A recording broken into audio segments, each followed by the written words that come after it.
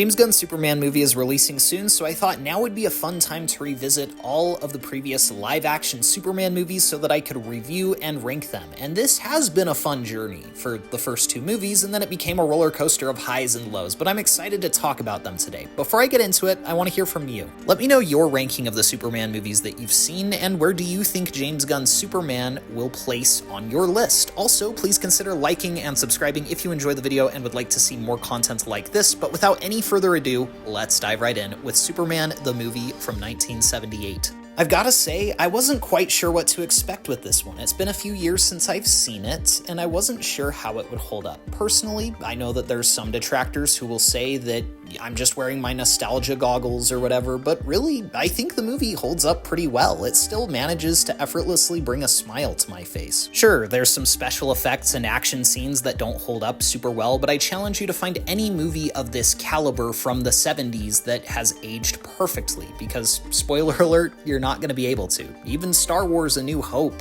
has some effects that feel pretty out of date. I can also totally acknowledge that there's moments in this movie's script that are a little silly and don't hold up as well as maybe they once did. Superman reversing the Earth's orbit to rewind time is silly and feels out of place. But while it's not a perfect film, there's so much more that works in Superman the movie than doesn't work. Christopher Reeve was an inspired choice for Superman. He brought the charisma and the energy, and he had the right look for the character. He brought the character to life in a really compelling way. When you listen to interviews with Christopher Reeve, it's clear that he had a lot of passion about this character and a lot of care about how he was handled. His chemistry with Margot Kidder's Lois Lane was really convincing, and I enjoyed watching the two share a screen. Christopher Reeve's performance is also enhanced by his ability to switch between his Clark Kent persona, who's more of a buffoon, and his Superman persona, who's more of a charismatic friend. The ensemble cast that they brought in, especially A-listers like Marlon Brando and Gene Hackman, added a level of legitimacy to this movie. This was really the grandfather of every modern superhero movie. It proved to Hollywood that these comic books could be adapted into successful films. Is it kind of clear that Marlon Brando was phoning it in? Yes, but do I still like him in the role? Absolutely. Was Gene Hackman really super familiar with Lex Luthor in the Superman comic books? I don't know, probably not, but you can tell he's doing the best with the material he's given in the script. He's really funny, but also very sinister when he needs to be. It's clear that the director, Richard Donner, wanted to make Superman the movie a successful and true adaptation to the comic books. Outside of a few silly moments in the script, like Superman reversing time by switching the orbit of the Earth, I think that the script is really solid. The dialogue is sharp and clever. Superman's origin is conveyed in a cohesive and understandable fashion that's also entertaining to watch. I feel like the only way you can truly walk away saying that this movie doesn't hold up well and has aged horribly is if you're only watching it for the action scenes. Personally, I found that this movie held up way better than I had even expected it to. Next, we got Superman 2, and I might not have the most popular opinion on this. I know that some people like Superman 2 even better than the first film, but personally, I think it's step one in Superman sequels' diminishing returns. Thankfully, I don't think Superman 2's quality has diminished enough that it's a bad film, but I definitely don't think it's as good as the first entry. Christopher Reeve, Margot Kidder, and Gene Hackman all reprise their roles wonderfully, and Terrence Stamp turns in an intimidating and fun performance as General Zod. Zod and his Kryptonian lackeys are a fun villain for Superman to get to face off against in this film. In the previous film, it was more about his origin and about Lex Luthor, who discovered kryptonite to weaken Superman, but here Superman had to go up against characters who had his same power level. Forcing Christopher Reeve's Superman to choose between being Superman and saving people and giving up his powers to be with Lois Lane was an interesting character arc. I don't love how it concluded. It feels a little bit like a cop-out at the end, but it was some cool setup and an interesting journey for his character to go on. Where this movie really falls flat for me is the Richard Lester stuff. Now, let me explain. Richard Donner was the original director on Superman and Superman 2, but about halfway through filming Superman 2, he was fired and Richard Lester was brought in to replace him, and Richard Lester, for some reason, seemed to think that Superman should be a slapstick comedy film.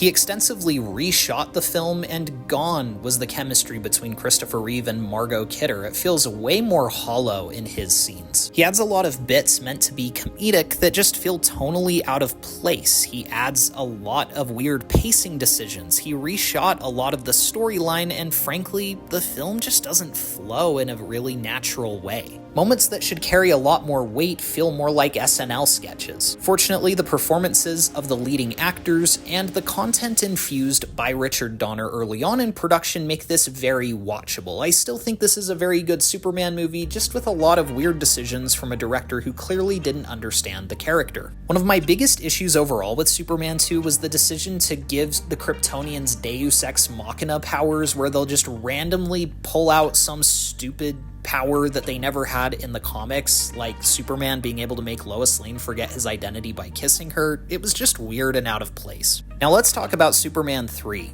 I really had no idea what I would think of this movie. I haven't seen it since I was a kid, and I remember hating it. And I'm happy to report that I enjoyed Superman 3 at least slightly more than I remembered. Don't get me wrong, it's not a good movie. In fact, I would say this is the first movie on this list that I would outright say is pretty bad, and I don't even necessarily recommend a watch of this one, but it does have some good ideas and redeeming qualities. Once again, helmed by Richard Lester, and this time only Richard Lester, Superman 3 goes fully immersed in the slapstick comedy. In fact, half of the movie isn't even a Superman movie, but a Richard Pryor comedy. And look, I don't have a problem with Richard Pryor. I'm sure he's funny in other stuff he's been in, but it felt so out of place here. Imagine if in Spider-Man 2 they'd added in Will Ferrell as like Anchorman. And imagine half the movie was dedicated to this weird news reporter. Wouldn't that immediately make Spider-Man 2 a worse film? I kind of feel the same way about this here. Dedicating so much of this movie to Richard Pryor makes me wish that Richard Lester had just left the project and gone and worked with Pryor on some other project instead of trying to infuse it into a Superman movie. Personally, I think the action scenes here have aged even worse than the prior two installments. It's clear that there wasn't as much care taken to make these look good. The villains this time around are uninteresting and forgettable, rather than pulling in a really cool villain like Brainiac or Bizarro or Metallo. We get just a corrupt business tycoon. There are a lot of ideas in Superman 3 that I think in the hands of a less misguided director could have panned out and made a really interesting film. The idea of Clark Kent returning to Smallville and reconnecting with an old flame is really interesting. Switching love interests from Lois Lane to Lana Lang wasn't a bad idea. They could have told a really personal story about Clark Kent in Smallville mourning the passing of his parents on Earth and rediscovering himself before he became Superman in Metropolis. Yeah, that could have been great. The idea of Superman having to battle himself after being corrupted by some kind of synthetic kryptonite is really interesting too. Evil Superman has been done to death by now, but back when Superman 3 was coming out, I think that was a much fresher idea that you could have done some cool things with. Sadly, Evil Superman is basically just a modern YouTube prankster, blowing out the Olympic torch, straightening out the Leaning Tower of Pisa. It's kind of laughable. It's clear that it's being played for laughs, but that's not what this should have been. If this had been handled with care, and if Evil Superman had been intimidating and potentially a threat to mankind, that inner conflict and battle between the good, moral part of Superman and the corrupted evil part of Superman would have been far more compelling. The third act, where Superman goes up against an evil supercomputer, would have worked far better if it had been Brainiac.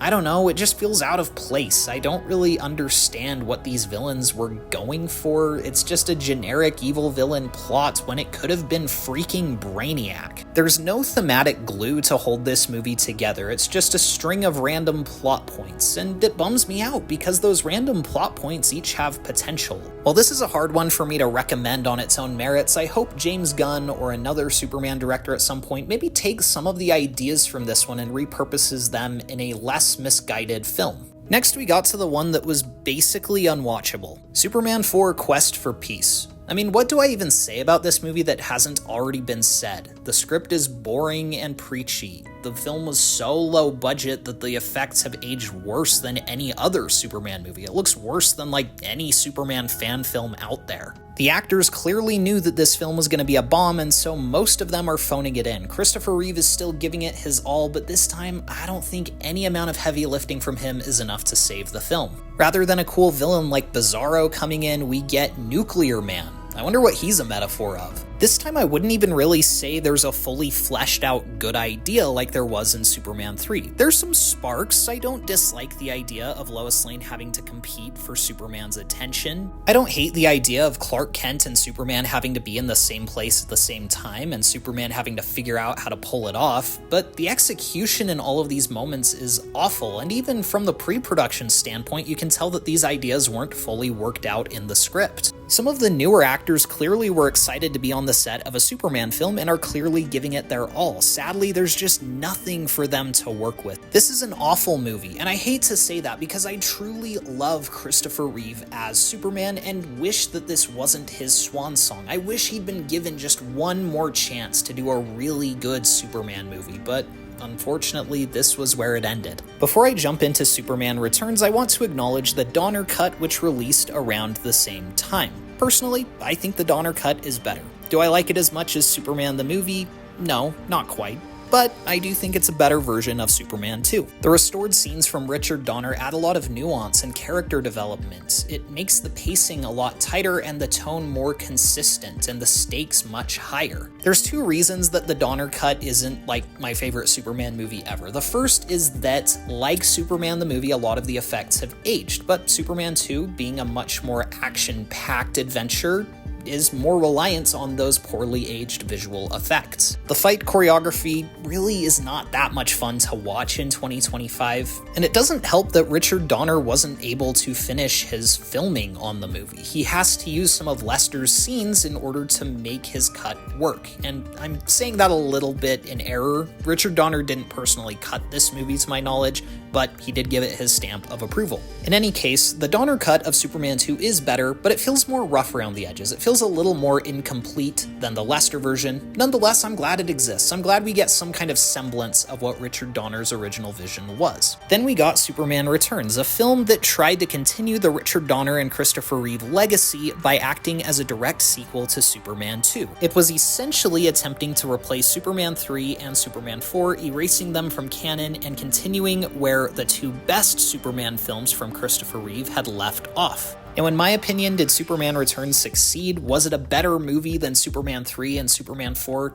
I'd say yes, but barely. Honestly, I feel like Superman Returns is almost as misguided as Superman 3 was. Yes, the VFX have aged a lot better here. Yes, the story isn't nearly as silly, but honestly, it almost goes too far into the other extreme. The tone gets surprisingly self-serious and dark. The script was boring and slow and meandering. Any potential charisma Brandon Routh might have brought to the role of Superman was sucked dry. The way the story handled Superman and Lois Lane didn't feel romantic or driven by chemistry. It felt creepy. It honestly felt like Superman was basically a vampire out of Twilight, just stalking her and her family and being upset that she moved on when he just abruptly left for 5 years. I wouldn't necessarily say Returns is a bad movie like Superman 3, but I also don't feel like it's a good movie. It kind of sits in the middle. It's just an okay movie. There's moments that work, there's action scenes that are fun to watch, but more often than not, the movie is either boring or making weird decisions. Honestly, the word I'd use to describe Superman Returns is forgettable. This is a movie that I don't remember much no matter how many times I watch it. Now let's talk about Man of Steel.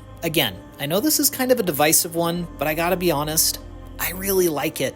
I really like Man of Steel. Do I think it's perfect? No. Do I think that it tells the origin story better than the 78 film did? Not necessarily. I don't necessarily think it's worse either, I just don't know that it one-upped Superman the movie. But I will say that it did one-up Superman 2. I personally feel like the themes of Superman 2 are what are explored in Man of Steel, and Man of Steel does them better. The question of whether Superman should act or live a normal life is explored in greater detail here. It's executed better, and it's just overall better written. The idea of turning the Kryptonians coming to Earth into an alien invasion story is done far better. General Zod and his Kryptonian henchmen are terrifying here. You see the destruction that they can have on the planet. The emotional weight of Superman choosing Earth over Krypton is wonderfully done. I really like Man of Steel. Again, I don't think it's perfect. I don't love the chemistry between Henry Cavill and Amy Adams. I do wish we'd gotten to see more of the friend side of Superman rather than just the warrior. I didn't need the tone to be as light as Superman 78, but I wish that it had found a balance between that and the ultimately very dark tone of Man of Steel. But ultimately, I like this one a lot. It gets a lot right, and even when there's things that feel out of character or inconsistent, I can chalk it up to this is basically just an Elseworld story that's trying to imagine how our real world would react to Kryptonians invading. Like with Christopher Reeve, I don't feel like Henry Cavill got enough time to shine as this character. I would have liked to have seen another standalone film or two that could have given him some different scenarios to go up against. As far as Batman vs. Superman and Justice League, I ultimately decided to not include them in my ranking because they aren't solo Superman films. Batman v Superman in some ways is like Man of Steel 2, but it's also very much a Batman movie. Justice League is more of an ensemble piece, but like with Man of Steel, I like the approach to Superman there. I don't think it's the definitive take on the character. I don't feel like Henry Cavill is the only possible actor alive who can portray Superman, but I think he did a solid job with the material he was given, and the material he was given was a pretty interesting take on the character. Zack Snyder's action scenes in Man of Steel are what really set it apart. It has the best action of any Superman movie ever. While I definitely miss some of the aspects of the Christopher Reeve movies that didn't translate into Man of Steel, I do like that they basically took everything that the Christopher Reeve movies couldn't do yet with their technical limitations and doubled down on them in Man of Steel. Yeah, the action hasn't held up great in the Christopher Reeve movies. Well, what if we gave you the most epic Superman action movie ever? Again, I don't think this is the definitive or most comic accurate take on the character, but for an Elseworld film about how our real world would react to Superman, I think it's excellent. Now let's get into my ranking. At the very bottom, unsurprisingly, I have Superman 4 Quest for Peace. There's really nothing redeeming about this movie, and honestly, I recommend not watching it at all. Next up, we have Superman 3, a film that had some redeeming qualities and good ideas, but really poor execution.